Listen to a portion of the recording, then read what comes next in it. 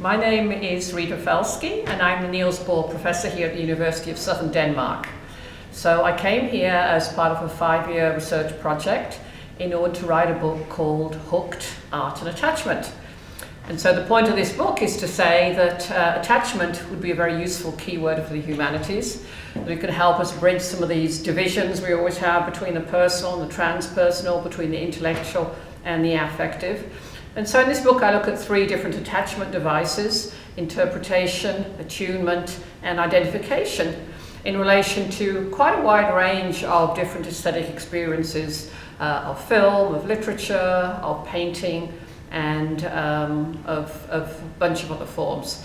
So that book will be out with the University of Chicago Press in September 2020. And now I'm starting a new research project, a new book that will be on the contemporary Frankfurt School. My training was actually in the Frankfurt School tradition. My first book was on Habermas.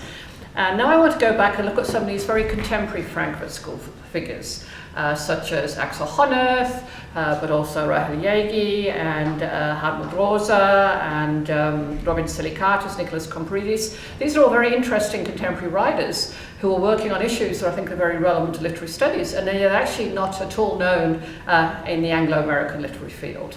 So the point of this book, which I think I will call Remix, is to actually come up with some new ways of combining, bringing together literary studies and contemporary critical theory. And in terms of what I hope to do in the future, well, it's been a really amazing experience working here as part of this research project at SDU.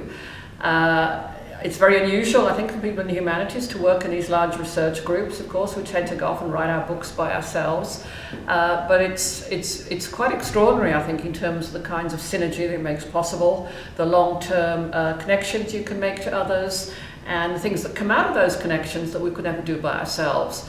So I'm hoping in the future, as this project comes to an end, to find some other kind of research position where I can engage again in these kinds of large-scale research projects.